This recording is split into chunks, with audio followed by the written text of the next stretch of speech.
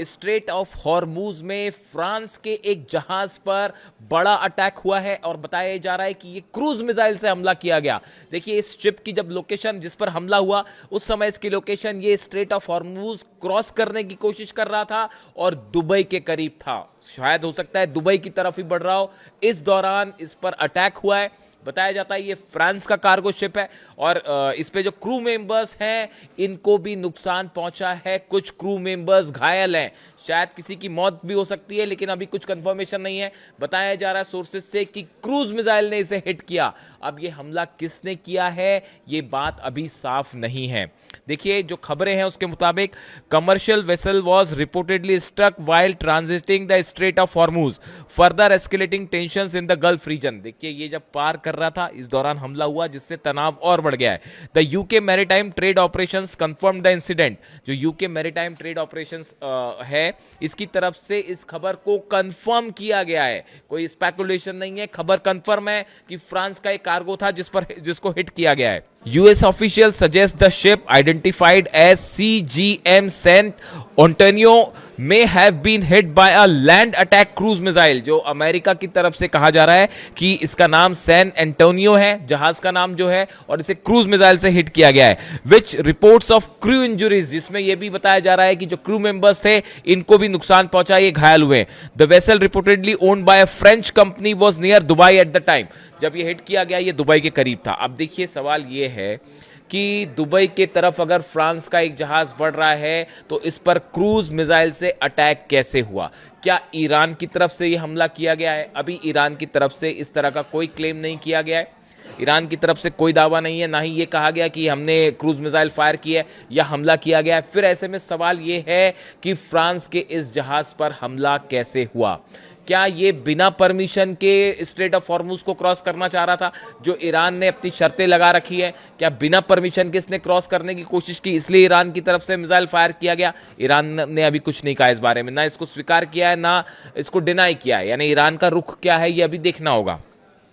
देखिए, इसके अलावा दुबई पर भी जो है जिस तरह की खबरें आई, यूएई पर जो हमले हुए थे, पहले जब फुजैरा में 2 ऑयल डिपोज में आग लगी, उसके बाद एक बार फिर जो है वो दुबई में कई ड्रोन एक्टिविटीज देखी गई हैं और दुबई के आसपास बताया जा रहा है और खासकर दुबई जो पोर्ट है उसके आसपास कई ड्रोन्स मंडराते दिखाई दिए, जिसे दुबई ने अपना डिफेंस सिस्टम, यूएई ने अपना डिफेंस सिस्टम एक्टिवेट किया और उसमें से कई ड्रोन्स गिराए भी गए हैं और 1-2 ड्रोन हिट करने की भी खबरें हैं। पिछले 24 घंटे की बात बता रहा हूं मैं, लेकिन ये जो हमला है ये अभी अभी हुआ है, नया हमला बताया जा रहा है। जो खबरें हैं अब बाहर आनी शुरू हुई हैं। देखिए, अब सवाल ये है कि क्या स्ट्रेट ऑफ हॉर्मूज में अमेरिका का जो ऑपरेशन है वो रुक गया है? मार्को रूबियो विदेश मंत्री ने अभी पीसी की है अमेरिका के, और उन्होंने ये कहा है कि जो अमेरिका का ऑपरेशन चल रहा था उसे अब रोक दिया गया है। यानी जो अमेरिका का ऑपरेशन था ईरान के खिलाफ, जो मिलिट्री ऑपरेशन था उसे रोक दिया गया है, ये कहना है अमेरिका के विदेश मंत्री का। He emphasized that the future negotiation with Iran will center specifically on uranium enrichment and the handling of the sensitive nuclear material that remains accessible within the country। अब उनका कहना ऐसा है कि अब ईरान के यूरेनियम पर फोकस करेंगे, ईरान के न्यूक्लियर प्रोग्राम पर बातचीत के द्वारा फोकस किया जाएगा, जिस पर बात करने के लिए ईरान तैयार नहीं है। तो सवाल यह है कि अचानक अमेरिका ने अपना ये ऑपरेशन रोकने का ऐलान क्यों किया? इसकी 2 वजह। पहली वजह ये, अमेरिकी कांग्रेस से किसी भी तरह के युद्ध को जारी रखने के लिए, 2 महीने से ज्यादा जारी रखने के लिए, 60 दिनों से ज्यादा जारी रखने के लिए कांग्रेस से परमिशन लेनी होती है। लेकिन डोनाल्ड ट्रंप एडमिनिस्ट्रेशन ने अमेरिकी संसद को, कांग्रेस को ये प्रस्ताव दे दिया है, ये वहां पर बात रख दी है अपनी कि हम इस ऑपरेशन को खत्म करते हैं। यानी अमेरिका का कहना ऐसा है कि हम इस जंग को अब खत्म करते हैं ताकि कांग्रेस से अनुमति ना लेनी पड़े। आप इस क्लॉज को समझिए। अब ऑपरेशन ही खत्म हो गया तो परमिशन लेने की जरूरत नहीं है, लेकिन इसका यह कतई मतलब नहीं है कि यह ऑपरेशन फिर से शुरू नहीं होगा। देखिए, आप डोनाल्ड ट्रंप कभी भी हमला कर सकते हैं और ये कह सकते हैं कि देखिए पिछला वाला ऑपरेशन हमने खत्म कर दिया था, अब ये नया ऑपरेशन है और इसके लिए मेरे पास फिर 2 महीने का वक्त है। ये आर्ग्यूमेंट डोनाल्ड ट्रंप रख सकते हैं। यानी पहला जो मुद्दा था वो कांग्रेस से परमिशन लेने वाला मुद्दा था, जिसको लेकर बताया जाता है कि ये ऑपरेशन खत्म हुआ। इसके अलावा देखिए दूसरा बड़ा अहम खबर कि ईरान के जो विदेश मंत्री हैं अब्बास अराक्ची साहब, वो इस समय चीन के दौरे पे हैं और उनकी चीन के विदेश मंत्री वांग यी से मुलाकात हुई है अब से थोड़ी देर पहले।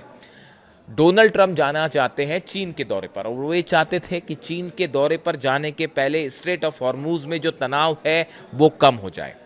इसके लिए दो कोशिशें की गई। पहली कोशिश ये थी, एक बड़ा प्लान था कि यूएई और इजराइल के जरिए एक बड़ा हमला करवाया जाए ईरान पर, लेकिन मैं आपको बता चुका हूं ये खबरें रूस की तरफ से ऑलरेडी ईरान के पास पहुंच गई थी और इसके पहले कि इजराइल हमला करता, ईरान की तरफ से मिसाइल्स फायर कर दी गई और वो मिसाइल्स ने यूएई को हिट किया और कई मिसाइल्स ने जो है अमेरिका के शिप और प्लेन्स को भी हिट किया, यानी उनको टारगेट करते हुए फायर किया गया। यानी ईरान की तरफ से एक ट्रेलर दिखा दिया गया, संदेश दे दिया गया कि अगर आप फिर से हम पर हमला करते हैं तो उसका नतीजा होगा पूरा अरब जलेगा। इसीलिए ये कहा गया कि इसके पहले कि इजराइल या शायद यूएई के साथ मिलकर, फाइटर जेट्स के साथ मिलकर किसी तरह का हमला होता, उसके पहले ही ईरान ने एक स्टेप आगे लेते हुए ये हमला कर दिया। लेकिन अब सवाल ये है कि ये जो हमला हुआ है फ्रांस के जहाज़ पर, जो कार्गो है फ्रांस का, जो फ्रांस की कंपनी चलाती है, क्या इसके पीछे, क्या ये ईरान की तरफ से किसी तरह का हमला था या स्ट्रेट ऑफ हॉर्मूज में एक बड़ा फॉल्स फ्लैग ऑपरेशन चल रहा है और इस बात की कोई गारंटी नहीं है कि कौन सा देश किस देश के शिप को निशाना बना दे और आरोप ईरान पर लगा दे। ये बड़ी एक खबर है जिसको लेकर अलर्ट रहना होगा। खासतौर पर ईरान की तरफ से बात कहा जा रहा है कि ये ऐसा हो सकता है कि कोई बड़ा हमला कर दिया जाए और आरोप जो है ईरान के ऊपर लगा दिया जाए। इस बात को लेकर ईरान ने अपना स्टैंड साफ कर दिया है कि अगर हमारी तरफ से कोई भी हमला होता है हम उसे क्लेम करते हैं और ऐसा नहीं होगा कि दबे छुपे हमले हो जाएं।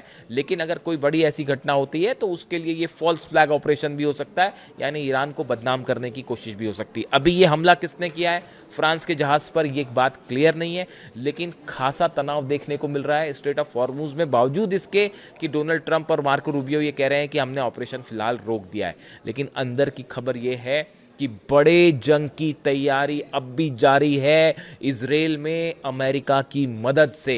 ये बात खुफिया एजेंसीज की तरफ से सामने आई है कि एक बड़ी जंग की तैयारी बल्कि पहले के मुकाबले कहीं तेज गति से आगे बढ़ रही है और शायद अपनी सुविधा के मुताबिक एक बार फिर ईरान पर हमला हो जाए। जो भी अपडेट होगा आप तक पहुंचाऊंगा। वीडियो कैसा लगा बताइए। Thank you so much.